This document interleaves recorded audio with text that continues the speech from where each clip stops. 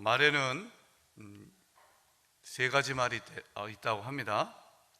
첫 번째는 예쁜 말, 두 번째는 더 예쁜 말, 세 번째는 가장 예쁜 말. 이 세 가지가 있답니다. 우리가 살아갈 때 보면 예쁘지 않은 말도 많지요. 욕설도 있고, 이렇게 주장하는 사람에 따르면 나머지 모든 말은 말 같지도 않은 말이라고 하는 의미일 것입니다. 그럼 예쁜 말이 뭔가? 사랑한다는 고백, 사랑한다는 말이 예쁜 말입니다. 그러면 더 좋은, 더 예쁜 말은 무엇일까요? 기도라고 합니다. 그러면 가장 예쁜 말은 뭘까요? 찬양이라고 합니다. 우리가 이렇게 예쁜 말, 더 예쁜 말, 가장 예쁜 말을, 즉 사랑 고백하고, 하나님을 사랑합니다 고백하고, 하나님께 기도하고, 하나님 앞에 찬양할 때 천사들이 와서 이 예쁜 말들만 이렇게 다 모아가지고 우리 하나님 아버지께 올려드리는 줄 믿습니다. 예쁜 말만 합시다. 옆에 계신 분하고 인사하겠습니다. 예쁜 말만 합시다. 네, 감사합니다. 자, 오늘 말씀은 초대 예루살렘 교회 성도들의 기도입니다. 제목을 하나님이 임재하시는 기도 이렇게 잡았습니다. 베드로하고 요한이 성전 미문에 앉아 있었던 날 때부터 걷지 못하는 자를 고치지요. 예수의 이름으로 고쳤습니다. 예수의 이름으로 일으켜 세웠습니다. 그러자 많은 사람들이 베드로하고 요한을 주목합니다. 베드로하고 요한이 예수님을 전합니다. 특별히 예수의 부활을 전하자 당시 유대 종교 지도자들이 이 베드로하고 요한을 감옥에 집어넣습니다. 그리고 신문을 하고 위협을 합니다. 다시는 예수의 이름으로 말하지 마라, 예수의 이름으로 가르치지 마라 라고 얘기합니다. 여러분, 하나님을 대적하는 모든 자들은 예수라고 하는 이름이 언어에서 사라지게 하는 겁니다. 그러나 가장 예쁜 말은 여러분, 예수를 사랑하고 예수님께 기도하고 예수의 이름으로 기도하고 그리고 예수님을 찬양하는 말이 가장 예쁜 말인 줄 믿습니다. 그럼 여러분, 영어권에서 이제는 크리스마스라는 단어를 잘 안 사용하잖아요. 법적으로는 그냥 해피 할러데이, 예수란 말, 그리스도란 말을 자꾸 없애게 하는 거예요. 자, 그렇게 못하게 했어요. 예수의 이름을 언급하지 못하게 했어요. 왜일까요? 예수의 이름에는 권세가 있는 줄 믿습니다. 그러니까 사단은 예수의 이름이 발설되지 못하도록 자꾸 협박하는 거예요. 겁박하는 거예요. 위협하는 거고 박해하려고 합니다. 자, 이렇게 위협을 받고 두 사람이 풀려납니다. 오늘 말씀 보면 사도들이 노임에 때 이 사도들은 바로 그 두 사도를 얘기하죠. 그리고 예루살렘 교회 성도들에게 마가의 다락방에서 함께 기도했고, 또 그 이후에 성령의 충만을 받아 전도했을 때 많은 사람들이 돌아오지 않았습니까? 예수의 이름을 믿는 자들이 생기지 않았습니까? 여러분, 그들에게 가서 이 협박한 내용들을 얘기를 합니다. 예수의 이름으로 말하지 말라고 협박을 받았다 라고 얘기를 합니다. 자, 그랬을 때 24절 보니까 그들이 듣고 뭘 했죠? 그들이 듣고 한 마음으로 하나님께 소리를 높여 이르렀습니다. 기도했습니다. 자, 여러분, 지금 이제 죽이겠다고 나섰잖아요. 다시 한 번만 예수의 이름을 언급하면 가만두지 않을 거야.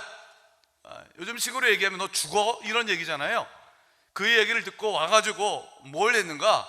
대책회의하지 않고요, 도망가자라고 말하지 않고요, 다 함께 모여서 한 마음으로 기도했습니다. 여러분, 교회는 기도하는 곳입니다. 여러분, 기도하는 것이 대책인 줄 믿습니다. 기도하는 것이 우리가 살 길인 줄 믿습니다. 그래서 당연히 우리가 회의를 해야죠. 왜 회의를 하지 말아야 되겠습니까? 당연히 해야죠. 그것도 필요합니다. 회의라고 하는 것은 중지를 모으고 또 절차를 거쳐서 어떤 의사를 결정하는 것이기 때문에 꼭 필요합니다. 그러나 회의가 아닌 먼저 기도하는 우리가 되어야 될 줄 믿습니다. 이 자세가 다른 거예요. 자세가 어떤 위기에 직면했을 때에 내가 어떻게 대응할 것인가에 대한 자세, 태도가 다른 것입니다. 제가 얼마 전에 들은 이제 읽은 아주 통찰력이 있는 말을 들었어요. 죄송합니다. 영어를 좀 쓰면 이런 내용입니다. Attitude is altitude란 말이 있어요. Attitude, 태도는 무엇인가? Altitude라는 게 뭐냐면 고도란 뜻이에요. 그러니까 태도가 너의 지위, 고하를 얘기한다. 네가 어떤 지위에 있는지를 얘기해 준다. Attitude is altitude란 말이 굉장히 의미가 있었습니다. 어떤 상황에 어떻게 내가 attitude, 태도를 여러분 보이는가? 그것이 내가 어떤 영적 수준에 있는가? 그거를 보여준다는 것입니다. 여러분, 우리 안양제일교회는 우리 모든 성도님들 무슨 문제를 만나건 어떤 상황에 있든 누가 우리를 지금 협박하고 있든 지금 내가 경제적으로 협박을 당하고 있든 내가 병들어 병이 나를 위협하고 있든 기도하는 우리가 되길 축복합니다. 그럼 어떻게 기도할 것인가? 24절 이렇게 기도했습니다. 그들이 듣고 한 마음으로 하나님께 소리를 높였다 라고 되어 있습니다. 하나님께 소리를 높였어요. 사람이 언제 소리를 높이죠? 네? 제가 목소리가 좀 크잖아요, 그죠? 그래서 새벽 기도형 설교자로는 굉장히 적합해요. 왜냐하면 잠을 잘 수가 없어요. 졸 수가 없어요. 다 깨요, 제 목소리 듣고는. 여러분, 내 안에 있는 걸 감추기 어려울 때 목소리를 높입니다. 왜 여러분 주로 우리가 언제 소리를 높입니까? 화날 때잖아요. 안에 부글부글 끓는 거 이거 감추지 못하니까는 목소리가 높여지는 겁니다. 여러분, 내 마음에 기쁨이 있을 때 표출하지 않고서는 못 견딜 때 크게 웃습니다. 내 안에 여러분 정말로 큰 슬픔이 있으면 정말로 소리 높여 울게 되어 있습니다. 여러분, 예루살렘 교회 성도님들이, 우리의 믿음의 선배들이 정말 겁박 앞에서 죽이겠다는 그 위협 앞에서 했던 것은 한 마음이 되어 소리 높여 기도했습니다. 부르짖는 기도를 했다는 것입니다.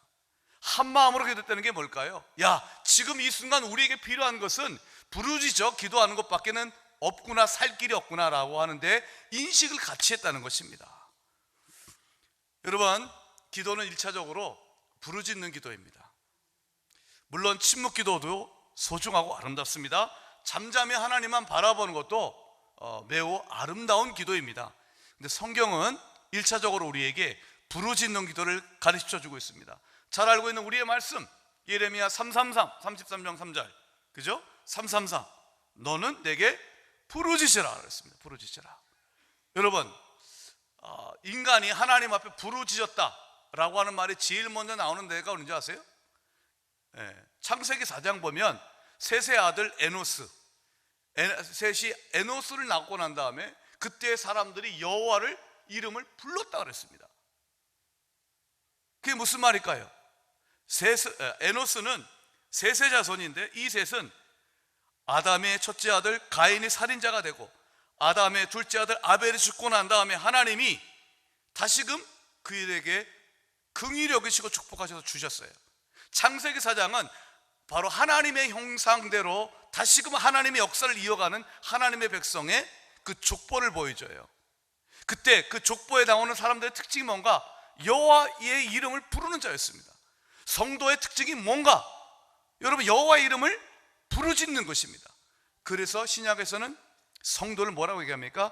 주의 이름을 부르는 자는 구원을 얻을 줄 믿습니다. 그러니까 저 사람이 예수 믿는 사람인가 아닌가를 어떻게 아는가? 예수 이름을 부르짖는 것입니다. 부르짖는 기도는 여러분 고래고래 고함치는 기도가 아니에요. 좀 부탁을 드리면 예배 끝난 다음에 개인 기도하실 때 옆에 계신 분도 계시니까 너무 큰 소리로 하지 마십시오. 어제 보니까 조금 기도가 좀 방해될 정도로 좀 크게 기도하시는 분이 계셔서 개인 기도하실 때는 그런 걸 좀 조심하셨으면 좋겠습니다. 여러분, 부르짖는 기도는 고래고래 고함치는 기도가 아니에요. 왜 부르짖을까요? 내 안에 있는 것을 쏟지 않고서는 안 되는 거예요. 전심으로 간절하게 드리는 기도가 부르짖는 기도입니다. 여러분, 시각장애인이었던 바디메오가 왜 예수님께 부르짖었습니까? 예수님 아니면 살 길이 없기 때문인 줄 믿습니다. 여러분, 성령을 우리가 받으면 성령께서 하시는 일이 무엇입니까? 우리가 아빠 아버지라고 부르짖는다고 얘기했습니다. 다시 한번 말씀드리면, 성령께서는 우리가 깨어나서 하나님을 아바 아버지라고 부르짖게 만드는 게 성령의 역사인 줄 믿습니다. 여러분, 우리가 성령 충만하는 것은 하나님께 부르짖는 것입니다. 부르짖는 여러분 될 때 하나님께서 반드시 응답하실 줄 믿습니다. 자, 본격적으로 이들의 기도를 보면 기도가 이렇죠. 다시 한번 24절 보십시오. 그들이 듣고 한 마음으로 하나님께 소리를 높여 이르되 대주제여 천지와 바다와 그 가운데 만물을 지으신 이시요. 자, 하나님을 대주제로 불렀습니다. 성경을 읽을 때 하나님에 대한 묘사라고 하는 말이 나오면 주목해서 보셔야 됩니다. 지금 왜 하나님을 대주제로 기도했을까요? 자, 대주제가 뜻이 뭐냐 하면, 먼저 주제라는 말은, 주제라고 하는 말은 주인이 되어서 강력한 힘으로 다스린다고 하는 뜻입니다. 그 사람이 주제예요. 거기다가 대자가 붙었어요. 그러니 최고의 주인이 되어 가장 강력한 힘으로 다스린다, 통치하는 분, 그분이 대주제이십니다. 하나님을 지금 왜 여러분 이 예루살렘 교회 성도들이 대주제라고 불렀을까요? 이유가 있어요. 하나님을 그렇게 부르는 데는 이유가 있었습니다. 지금 자기를 겁박하는 사람들은 힘 있는 사람이에요. 유대 종교 지도자들은 당시에 종교뿐만 아니라 사회 전 영역에 걸쳐서 가장 힘센 사람들이었어요. 힘센 사람들 앞에서 여러분 이길 수 있는 방법은 무엇입니까? 그들보다 더 강력한 힘을 갖고 지금 이 세상을, 나의 인생을 주관하시는 분을 바라보는 것입니다. 오늘 이 시간 여러분들 어떤 협박을 받고 계십니까? 어떤 위협을 받고 계십니까? 어떤 근심이 있으세요? 우리가 기도하는 그분은 대주제 하나님이신 줄 믿습니다. 왜 그분이 대주제 모든 것을 다스리시는가? 창조주 하나님이시기 때문입니다. 천지와 바다와 그 가운데 만물을 지으신 분이시기 때문에 그렇습니다. 그 대주제 하나님을 이미 시편 2편에서 고백하고 있다라고 성경이 오늘 말씀 가운데 나타나고 있어요. 자, 여러분 거기 보세요. 보시면 25절에 열방에 분노한다, 족속들이 허사를 경영한다. 26절 세상에 군왕들이 나선다, 관리들이 모였다. 군왕, 관리 다 힘 있는 자들이에요. 그들이 지금 하나님과 하나님의 아들 예수 그리스도를 대적해요. 그런데 하나님은 그들을 하늘에서 비우신 줄 믿습니다. 그분이 대주제이시기 때문에 그렇습니다. 여러분, 어떤 사람이 어떤 것이 여러분을 대적하고 있다 할지라도 여러분 절대로 쫄지 마십시오. 오늘 이렇게 기도하십시오. 오늘 꼭 그렇게 기도하셔야 됩니다. 대주제 하나님이시여, 이렇게 기도하셔야 됩니다. 한번 따라 하십시다. 대주제 하나님이시여. 아멘. 하나님은 왕 중의 왕이시고 주의 주이시고 온 세상을 다스리고 계십니다. 그 하나님을 바라보며 기도하는 그 기도의 본질적인 내용을 한번 보십시다. 우리 한번 29절 30절 한번 같이 읽어봅시다. 29, 30절 함께 읽겠습니다. 시작. 또 종들로 하여금 담대히 하나님의 말씀을 전하게 하여 주시오며 손을 내밀어 병을 낫게 하시옵고 표적과 기사가 거룩한 종 예수의 이름으로 이루어지게 하옵소서 하더라. 자, 자막을 다시 한번 보여주시겠어요? 29절 보시면 이 말씀을 여러분 잘 보십시오. 주여 이제도 그들의 위협함을 굽어 보시옵고. 지금 상황을 보고합니다. 상황에 대한 보고. 하나님, 힘 있는 사람들이 힘없는 저희들을 지금 위협하고 있습니다. 주님 굽어 보살펴 주옵소서. 여러분, 하나님은 굽어 보살펴 우리를 바라보시는 분이십니다. 근데 이 기도를 보면 하나님, 지금 우리가 협박당하고 있습니다. 그러니 빨리 이 협박이 사라지게 하시고 하나님을 대적하고 하나님의 백성을 못 살게 구는 저들을 즉시 심판하여 주옵소서 라고 기도하지 않았습니다. 기도의 내용은 본질에 충실한 기도였습니다. 성도의 소명에 충실해 달라고 하는 기도였습니다.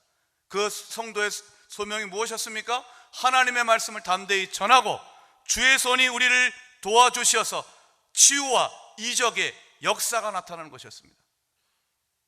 여러분, 어려울 때일수록 우리 성도의 본질에 충실하고 바라보는 귀한 기도를 드리시기를 진심으로 바랍니다. 한번 따라 합시다. 어려울 때일수록 본질에 충실하자. 하나님이요, 여러분의 위협함을 굽어보살펴 보고 계셔요. 여러분의 어렵고 힘든 거 다 알고 계셔요. 때가 되면 하나님은 여러분들 힘들게 하는 모든 것들을 다 해결하여 주실 줄 믿습니다. 그러니까 우리의 기도가 그것으로부터 벗어나려고 하는 기도, 그것이 사라지게 하려는 기도도 충분히 이해가 돼요. 그렇게 할 수가 있어요. 그러나 우리의 기도에 어려울 때일수록, 힘들 때일수록 우리의 본질에 충실해야 돼요. 그 본질이 뭘까요? 성도의 사명이 뭘까요? 말씀입니다. 말씀을 붙들고 말씀을 깨닫고 말씀을 전하게 하여 주옵소서. 주님, 주의 손이 나를 붙들어 주셔서 내 인생의 치유와 회복이 주의 거룩한 능력이 나타나게 하여 주옵소서. 이게 바로 이러한 것이 본질이에요. 말씀이, 주의 손이 나타나는 인생, 그것이 바로 성도의 인생의 본질이고 우리에게 주어진 소명인 것입니다. 그렇게 기도하면 하나님이 우리를 도우시고 대주제 하나님께서 우리의 삶을 주관하여 주실 것입니다. 이윤정이라고 하는 믿음 좋은 성악가가 있습니다. 청년 시절부터 교회에서 굉장히 성가대로 많이 봉사하고 또 전도도 하면서 찬송을 잘 불렀던 그런 자매였습니다. 믿음의 사람이었습니다. 어느 날 담임 목사님을 통해서 장래에 어떻게 하나님이 쓰실 것인가에 관한 이야기를 듣습니다. 목사님이, 예, 윤정아, 하나님이 나에게 이런 마음을 주신다. 너 나중에 저 미국의 카네기 홀에서 너 연주하게 될 거야. 공연하게 될 거야. 그 미국의 카네기 홀이라는 데가 정말 실력 있는 이 음악가만이 쓰지 않습니까? 그 당시로서는 정말로 먼 꿈 얘기 같고 정말 저걸 이룰 수 있을까? 그런 생각을 갖게 되었어요. 그리고는 이제 성악가로서 열심히 연습하고 그 길을 걸어갔죠. 지금부터 10년 전이었습니다. 2009년 3월 이윤정 자매는 마리아 칼라스라는 국제 콩쿨 대회에 나가게 됩니다.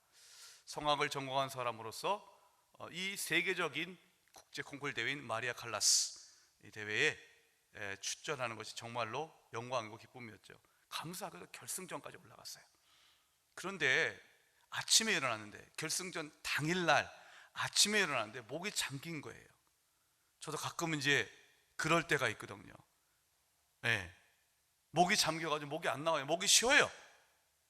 여러분, 오늘 결승전이야. 근데 목이 쉬었어요.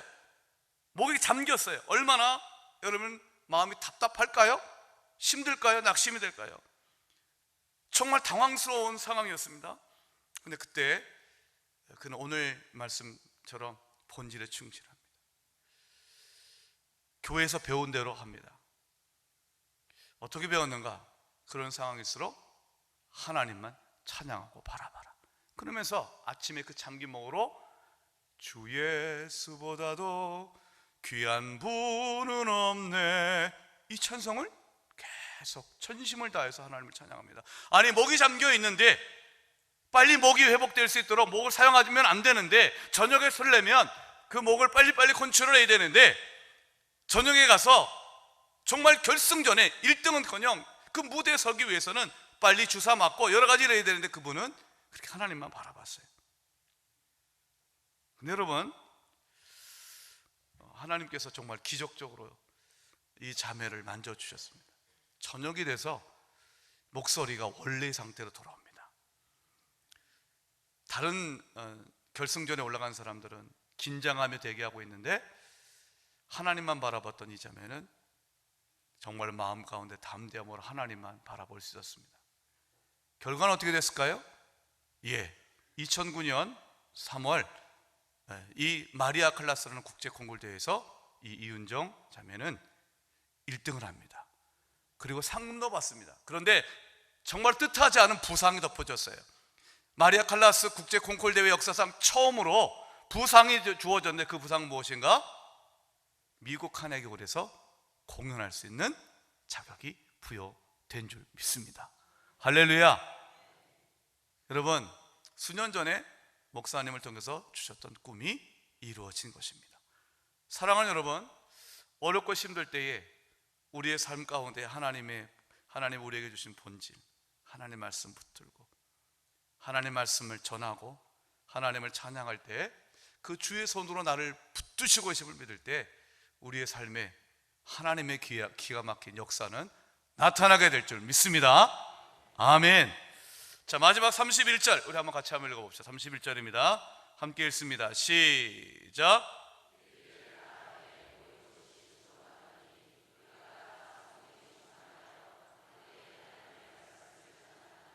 네, 오늘의 기도의 특징은 무엇인가? 하나님을 대주제 하나님으로 부르고 또 위협함 속에서도 그 위협함이 사라지게 해달라는 기도보다는 본질에 충실한 기도였고 부르짖는 기도였는데 그 기도의 마지막 결과로 나타나는 것은 무엇인가? 빌기를 다함에 모인 것이 진동하였습니다. 여러분, 제가 여러분께 여쭤볼게요. 여러분들이 기도를 다함에 기도를 끝마치니 뭐가 나타났습니까? 여러분, 기도해 봤더니 어떤 일이 역사 여러분의 삶 가운데 나타나길 바라십니까? 가을 특세 5일간을 마치면 여러분은 어떤 것이 여러분의 인생에 나타나길 바라십니까? 빌기를 다함에 기도했어요. 그 다음에 뭐가 나타나길 원하세요? 오늘 말씀은 뭐가 나타나가? 모인 것이 진동했다 그랬어요. 마치 지진이 나타나는 것도 뭔가 진동이 있었어요. 이 진동은 자연적 현상으로서의 지진이 나는 것이 아니라 하나님이 거룩하신 하나님이 임재할 때 나타나는 현상인 것입니다. 구약에서는 하나님이 이 땅 가운데 나타나실 때 지진의 현상이라는 초자연적 현상이 나타난다고 했습니다.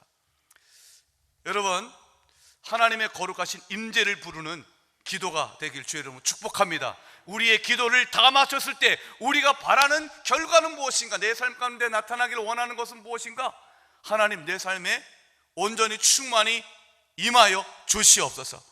그래서 내 삶을 흔들어 주시옵소서. 진동하여 주시옵소서. 이 자리에 우리 젊은 분들 계십니다. 우리 젊은 분들이 쓰는 용어 가운데 동공지진이란 말이 있어요. 동공지진 아세요? 이런 말? 동공이 지진이 일어난 것처럼 막 흔들린다. 눈이 번쩍 뜨면서 막 흔들린다. 이걸 동공지진이라고 그래요. 어떤 놀란 일을 당하면 신체적으로 반응하게 되어 있어요. 여러분, 우리가 기도하면 하나님이 임재하여서 우리의 삶을 반드시 흔들어 놓아서 우리가 붙들고 있었던 모든 우상이 떠나가게 하시고 우리가 갖고 있었던 하나님보다 더 사랑했던 것들을 다 내려놓게 하시고 우리의 삶을 흔들어 놓으셔서 오직 하나님만 감사하고 만족해 하시는 줄 믿습니다. 빌기를 다함에 내 인생에 하나님의 거룩한 임재가 나타나기를 주의 이름으로 축복합니다. 거룩한 진동이 나타나길 주의 이름으로 축복합니다. 하나님께서 내 존재를 흔드셔서 깨지고 부서지는 역사, 내가 붙들고 온 우상이 깨어지는 역사가 나타날 줄 믿습니다. 여러분, 기도했을 때 진동, 하나님의 거룩한 임재를 불러왔던 기도를 여러분 또 한 번 알고 계세요. 바울과 실라가 빌립보에서 기도했을 때, 그 감옥에서 기도했을 때 기도하고 찬양함에 바로 하나님께서 강력하게 임하여 주셔서 옥토가 흔들렸다고 그랬어요. 진동이. 그러자 어떤 일이 생겼습니까? 옥문이 열리고 결박했던 모든 것들이 다 풀어졌습니다. 하나님 앞에 빌기를 다했을 때 사랑하는 여러분, 살 길이 열리고 우리를 결박한 모든 것들이 풀어질 줄 믿습니다. 요한계시록을 보면 진동하는 기도가 또 한 번 있습니다. 계시록 8장 4절과 5절의 말씀, 향연이 성도의 기도와 함께 천사의 손으로부터 하나님 앞으로 올라가는지라 천사가 향로를 가지고 단 위에 불을 담아다가 땅에 쏟음에 뇌성과 음성과 번개와 지진이 나더라. 내용이 즉 이런 것이죠. 우리의 기도가 향연이 되어서 여러분, 천사가 그것을 받아가지고 금향로에 담아서 하나님 앞에 올려드리자, 그리고 하나님의 지시에 따라 천사가 기도를 담은, 성도들의 기도를 담은 금향로를 이 땅을 향하여서 땅에 쏟으니까 무엇이 일어났습니까? 지진이 일어났더라는 것입니다. 이 땅의 기도의 능력과 영향력을 얘기하는 것이죠. 아니, 빌기를 다 했는데 아무런 요동도 없어. 그거 왜 기도하겠습니까? 그런 여러분 밋밋한 기도를 왜 기도하겠습니까? 여러분, 믿음의 기도는 하나님이 임재하시는 기도인 줄 믿습니다. 내 삶을 흔들어 놓고 내가 내 삶에 하나님 보시기에 부족한 것, 연약한 것들 다 깨트려 주시옵시고 결박된 것을 다 풀고 우리 하나님께서 하나님을 대적하는 모든 것들을 심판하는 귀한 하나님의 임재가 나타나는 기도인 줄 믿습니다.